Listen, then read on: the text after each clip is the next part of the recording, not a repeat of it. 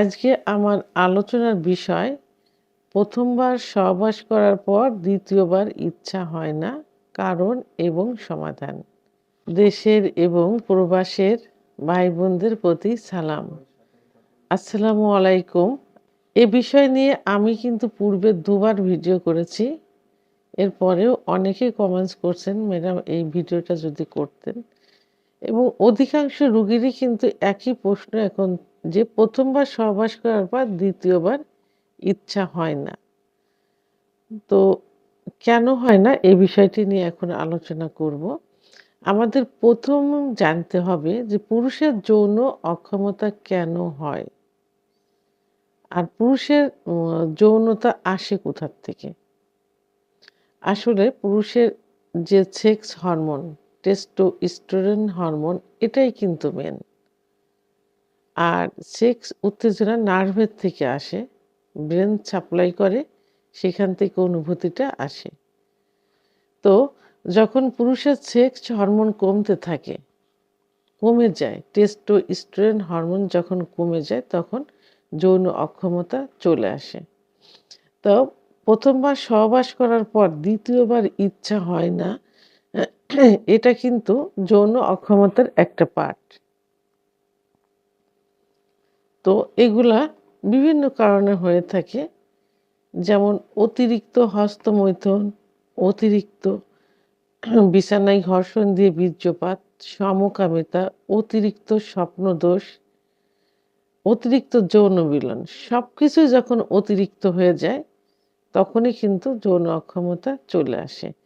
আবার অনেকে অতিরিক্ত পর্নোগ্রাফি দেখে থাকে, অতিরিক্ত মেয়েদের নিয়ে খারাপ চিন্তা ভাবনা করে থাকে, যে কারণে যৌন একটা ইচ্ছা আসে, তখন দেখা যায় যে এক ধরনের ধাতু ভেঙে যায়, লালা পিছলার মতো। এটা যদি নরমালি হয় এটা কোনো সমস্যা হয় না, কিন্তু যখন অতিরিক্ত হয়ে যায় তখনই কিন্তু এটা সমস্যা হয়ে যায়। এটার থেকেও যৌন অক্ষমতা চলে আসে। অতিরিক্ত দুশ্চিন্তা, অতিরিক্ত রাত্রে জাগরণ, এটার থেকেও এই যে প্রথমবার সহবাস করার পর দ্বিতীয়বার ইচ্ছা হয় না, এটা যৌন অক্ষমতার এই কারণে চলে আসে। তো আমাদের জানতে হবে যে একজন পুরুষ যখন সহবাস করে, প্রথম সহবাস করার পর তার যে বীর্যটা আসে, এই বীর্য তৈরি হতে ২৪ ঘন্টা সময় লাগে। কিন্তু এই ২৪ ঘন্টার ভিতর যদি সে আরও ২-১ বার সহবাস করতে চায়, তখনই কিন্তু তার ইচ্ছা হবে না, কারণ তার বীর্যটা কমে গেছে, যে কারণে দ্বিতীয়বার আর ইচ্ছা হবে না।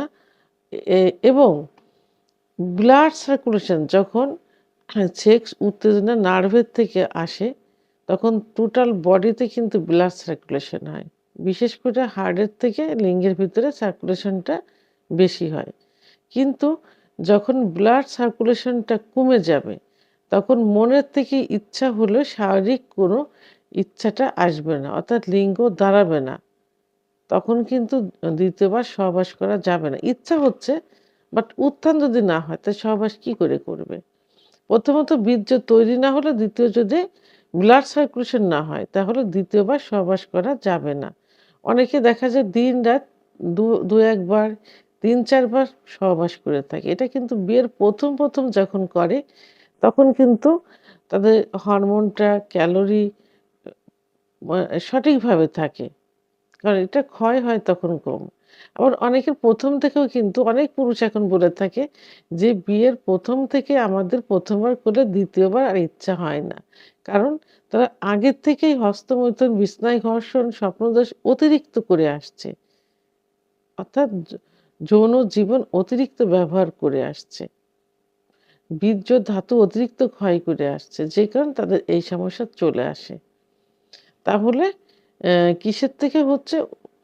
এই কারণগুলো আগে নির্ণয় করতে হবে। কারণগুলো নির্ণয় করে সঠিক ওষুধ সেবন করলে ইনশাআল্লাহ এটা ঠিক হয়ে যাবে।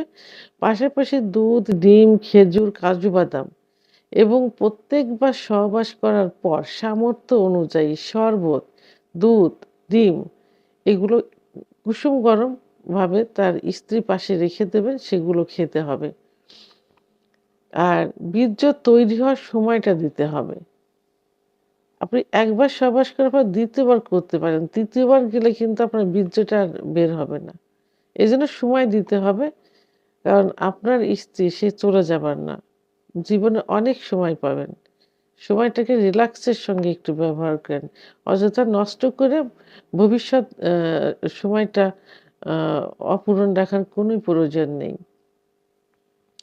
এবং ও প্রতিদিন নিয়মিত একটু দুধ, ডিম খাওয়ার চেষ্টা করবেন যার সামর্থ্য অনুযায়ী এবং সিজনালি যে শাকসবজি, এই শাকসবজিগুলো একটু বেশি খাবেন, সবজিগুলো বেশি খাবেন। আর আপনারা একজন অভিজ্ঞ সম্পন্ন রেজিস্টারকৃত হোমিওপ্যাথি ডাক্তারের শরণাপন্ন হবেন। কারণ যৌন চিকিৎসা একমাত্র হোমিওপ্যাথিতেই কিন্তু পারফেক্ট ভাবে দেওয়া সম্ভব। কারণ যার কোনো পার্শ্ব প্রতিক্রিয়া নেই। তো আ বন্ধুরা ভিডিওটি সম্পর্কে যদি কোনো মতামত থেকে থাকে অবশ্যই কমেন্টসের মাধ্যমে জানাবেন। আর ভিডিওটি ভালো লাগলে লাইক, কমেন্ট, সাবস্ক্রাইব করে আমার সঙ্গে থাকুন। আল্লাহ হাফেজ।